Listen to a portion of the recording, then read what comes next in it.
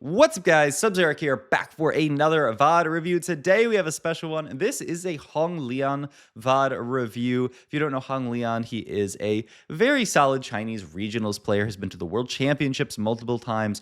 Just a very, very solid pro in the Chinese scene, and he's playing some PvE. So I thought, you know what? Let's do a Chinese PvE VOD review. We haven't done one of those in I don't know if ever. Usually on PvE, I just kind of stay in my bubble of NA of the people that are in there. But I thought, you know what, let's VOD review him. I'm sure, you know, I really want to see how the PvE meta shapes up in China versus something like NA here, where it's starting to get kind of developed. So start off here with just some kind of pairs, no super hard direction. The big thing is that we do have a Poppy pair and a Veigar pair.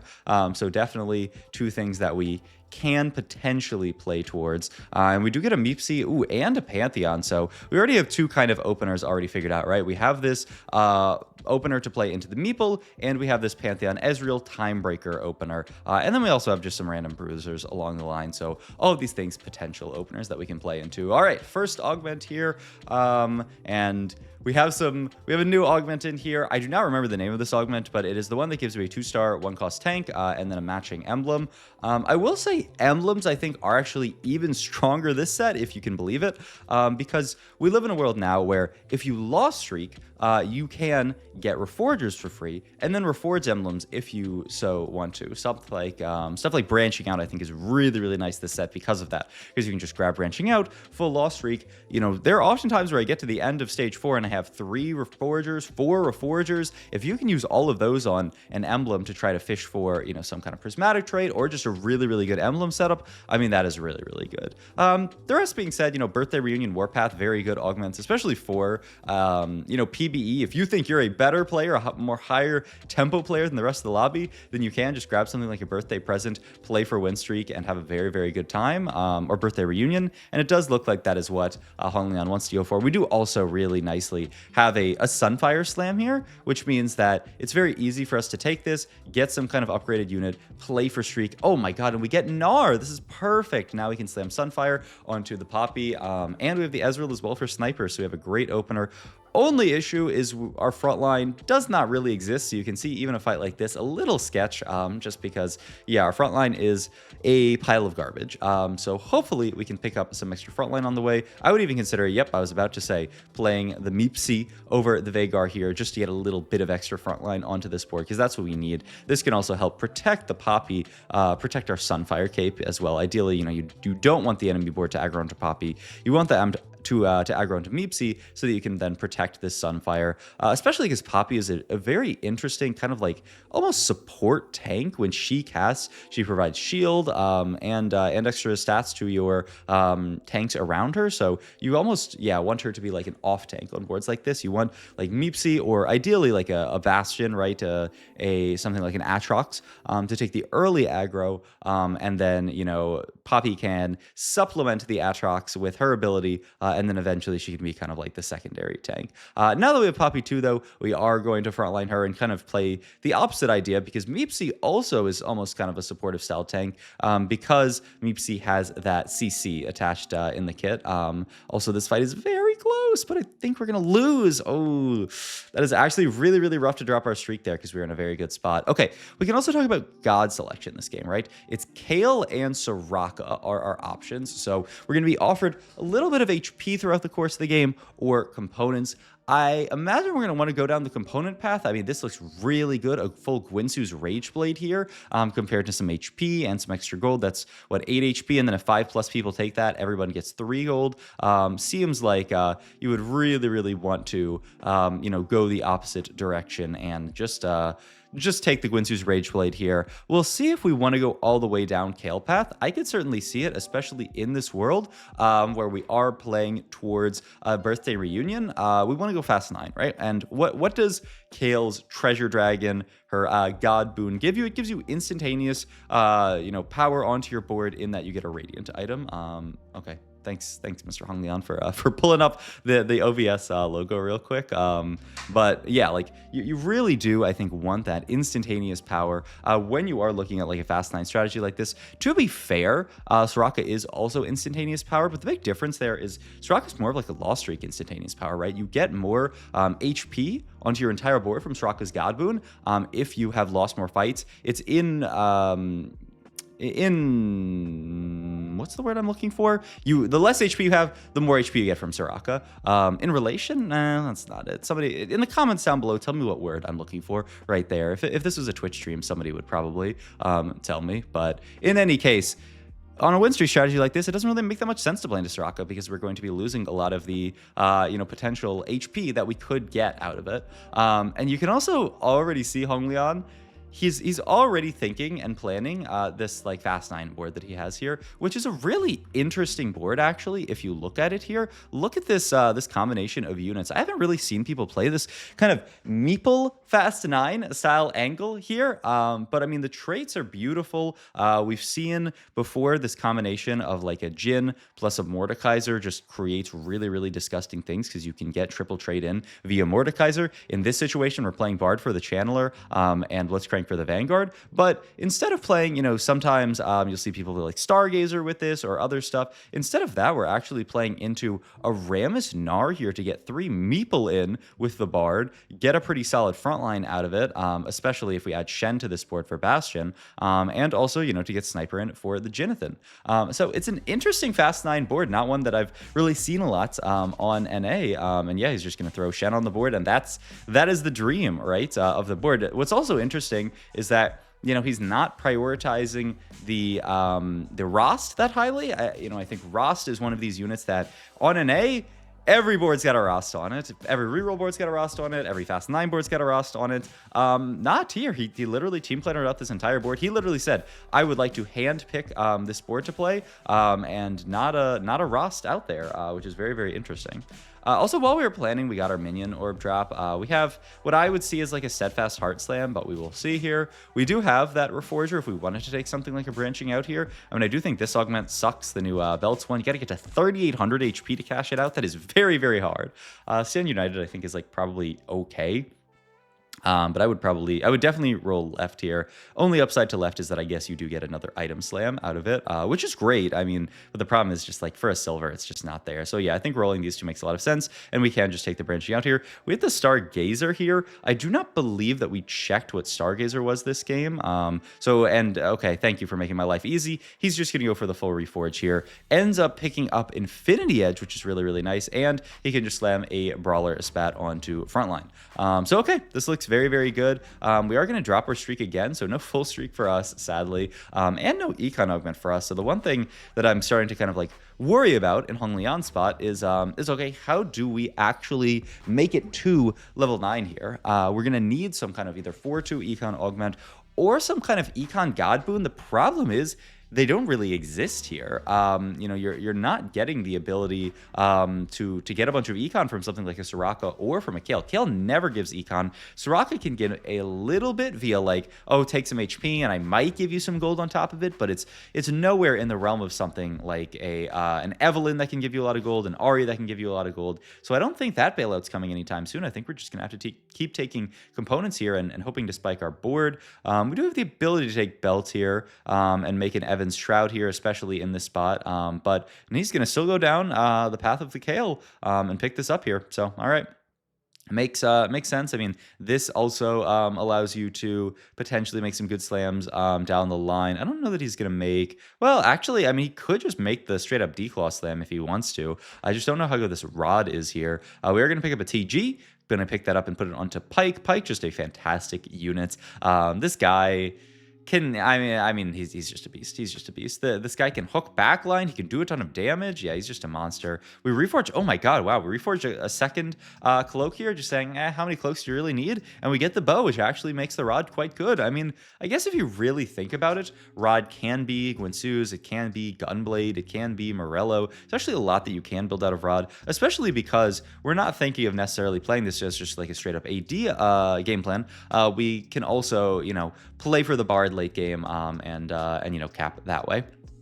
We do now get the Pantheon in this board. This is really nice with the Brawler spat because now we're getting Timebreaker and Brawler onto our board. And hey, you know, in the idea of, okay, how are we truly making it to 9? Maybe, yeah, just fitting in a couple of Timebreakers here. This is going to farm us 1 EXP this round, which means we're going to be odd EXP for the rest of the game, which is going to tilt me, honestly, but it's fine. But the big thing that this will give us is next stage, if you win fights with this in, you get 2 EXP per round, which is really, really, really big. You know, if we can win a few rounds there, every single round that we win is 1.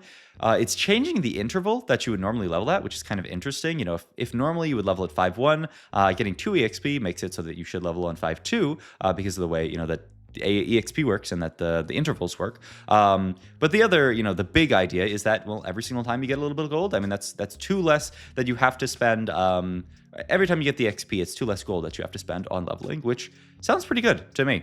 Gonna move items over to the Ornn here because this Ornn guy is a beast. I think he's just gonna slam Adaptive and then Radiantize one of these. Yeah, it just feels so good to have a Radiant Sunfire on your board here, especially in the mid game. Once you get to like super late game, Ornn can fall off a bit, but for now he's a monster. Do rotate into an Ezreal board here, Ezreal Reroll, which looks like it's not doing great, but hey, maybe down the line. All right, group hug, just Arm and Mar for your board. Electro, something that like when your units get hit, it shocks them. Or we could take a Divine Artifact. I mean, the Divine Artifact's the most fun one. I don't know what the best one really is here. I don't really like the group hug one that much. The Divine Artifact, yeah, it's definitely fun, but I mean, okay. I mean, honestly, the Bunch of Swords doesn't even sound bad to me here. Ooh, you could even take the low genuinely. I think what I would take here is take the dupes here, eat this 14 gold that's going to allow us to push fast 9, and we can double dupe the Ornn here and be stabilized on the way to 9. Looks like he's looking at group hug though, yeah, and he wants the combat here, especially with the bruiser spat. There is a lot of upside to this, right? You know, big beefy bruiser board and then put a bunch of HP onto it. So yeah, he values this. I guess you could also say when you're thinking about something like a Shen, you already do kind of want to be group hugging some of your units. I have tested it, and the Shen sword does not apply group hug is the only thing. So you are actually losing some group hug value if you are playing around just normally the Shen sword. So that's something to kind of like keep in mind, is that you're not really going to be able to get like full value. What is my cat screaming about in there? She's fine. She's fine. I literally fed her right before I started recording this video, so she will be all right. But it's just, you know, if you guys have a cat, you know. But yeah, I mean, we're going to lose a little bit of that value, but we will, you know, get it back in the fact that, well, we'll have a ton of extra stats onto our board. It also does have just really good synergy with the Shen sword, right? A bunch of Arm and Mar that gets scaled up by the Shen sword that gives us all extra HP shielding, which is, you know, extra HP essentially. All right. Last pickup here. The question is just, do we want the belt and tier or do we want the rod and sword? I'm almost thinking of the rod just to go for some bard items, but we'll see what Honglian wants to take in this spot here. I don't know what he's looking at on his other monitor, because I mean, we know exactly that we are going down the path of the Kale, so we're going to get the Radiant item. And I mean, we have everything that we need right there. So I don't know what he's looking at. He's probably looking at Huya chat and saying, you guys are telling me to play some kind of stupid reroll line. Nah, man, I'm doing my own thing. We're gonna make the Gunblade here. Very, very nice slam in this spot here. Potentially for Bard, but I mean, could very well be for the Jhin as well, or even, I mean, we have these Guinsoo's Rage Blades. These can also go onto Shen as a carry. He is kind of one of these weird units that can do double duty. He does have, you know, damage attached to his spell, so you can carry him, but I think on NA at least, a lot of people have been thinking about him more as a kind of like a secret tank, where even though he is a magic fighter, they itemize him as a tank because he gets a lot of value out of just being a tank. His ability grants him extra HP. It also, you know, provides utility by, you know, shredding essentially attack speed on the enemy board and granting your board attack speed. So yeah, a very nice, in general, tank style unit, but we'll see how Honglian wants to play it here. I will say this player has stolen just one of our Ramesses, so not a huge deal, but they are playing pretty deep into Stargazer here. Did get an emblem off of that. We still, I don't think, know really what the Stargazer is, but I don't think it's going to matter too much this game. Kale Boon here. The main thing you want to look at in this spot is we have two items in this spot, so we want to end up getting an even amount of components here, right? And ideally completing either some extra Jhin items, though this really looks like our Jhin build, or some Bard items here, so we'll see. He is trying this tech, which I tried. I don't believe it works, that when you take the Kale boon, it radiantizes a random item. I don't think it matters. I've tried even removing units, and then it can still radiantize an item that's on bench, your item bench. So I don't think you can do it just by putting these units on bench. If you can, then hey, today I learned. He is going to take... Okay, well, either that was super lucky, or he actually... You can just bench the units to... Okay, I will try that in my games going forward. I imagine if this is the way that it works, it's not going to stay that way forever, because, I mean, that would just make this boon, like, way more broken. But okay, try that in your games. You know, PBE is quick moving, so who knows if it's actually going to stay in the game, but it seems like... It certainly seems like you can bench the units and then take the Radiant item. My dumb self, I used a remover on them and had the items on my bench, but I guess Mortdog saw those items and wanted to radiantize one of them. Whereas if you bench the units themselves, then, you know, they don't exist in the eyes of Mortdog. Maybe. Like I said, I don't know if this will stay in the game forever, but actually, you know, I mean, certainly seems like it works right now. All right, gonna fit Jhin onto this board, going to find the Blitzcrank, the Vex, gonna just roll down for that entire board that we had. I mean, we just straight up team plannered it out. Really not too much going on. The big thing that we're missing here is the Shen, and hilariously enough, that Fiora that we found, he is literally just not even playing right now. He's just like, who cares about the Fiora? I would rather just play these units. And the double Gwynsu's Rageblade, gonna move over to the Vex, the Radiant Gwynsu onto the Vex as well. So the idea is that the rest of these items then can move over to the Jinathan.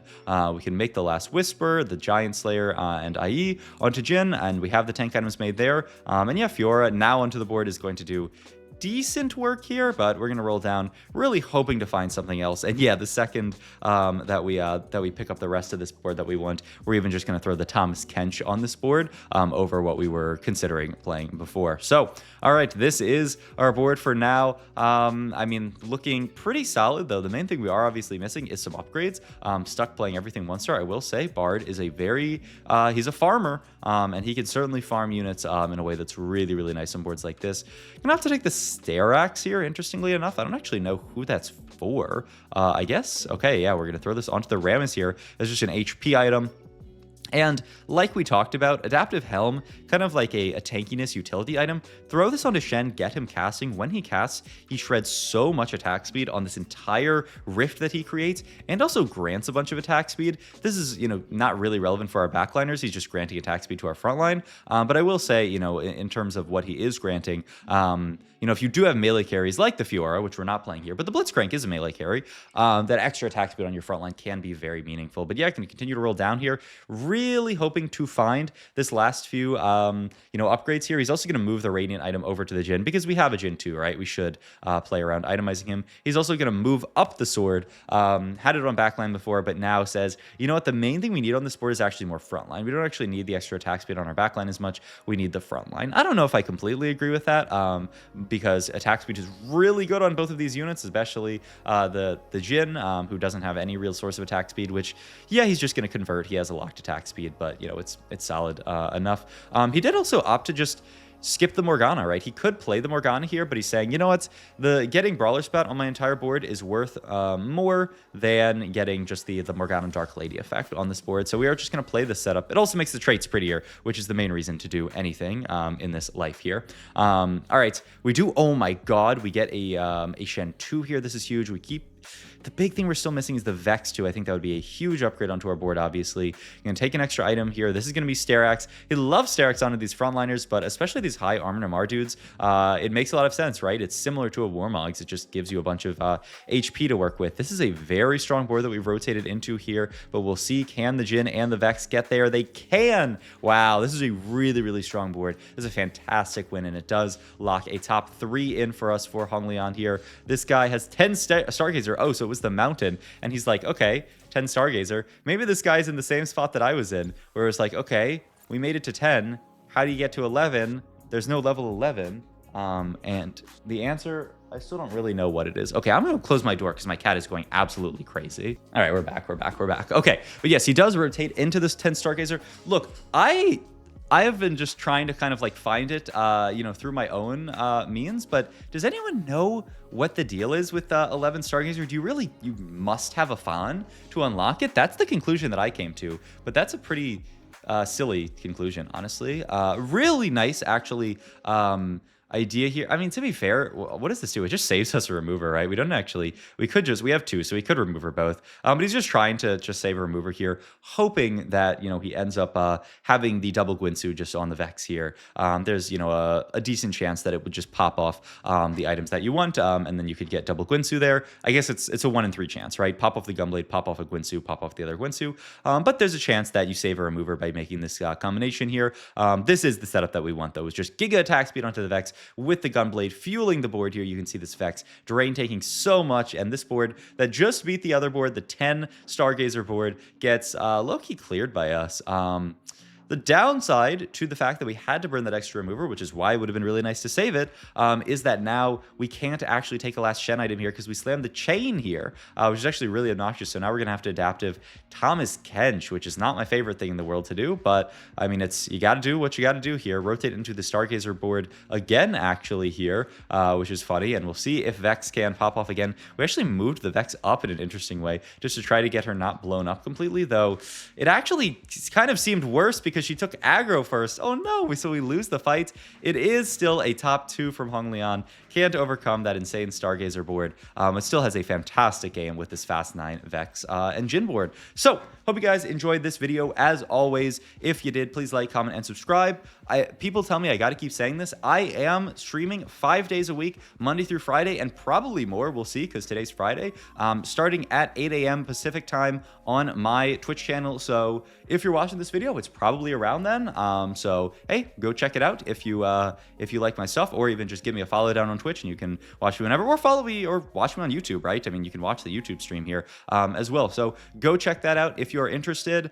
We also just had a fantastic first group session of set 17 on my weekly coaching program, the Tacticians University. If you guys are interested in being a part of that, link to my Metafy down below. We talked about a ton of stuff. So I think that was an absolutely great session. So yeah, if you guys are interested, check that out, and I'll see you guys in the next video. Thanks for watching, as always.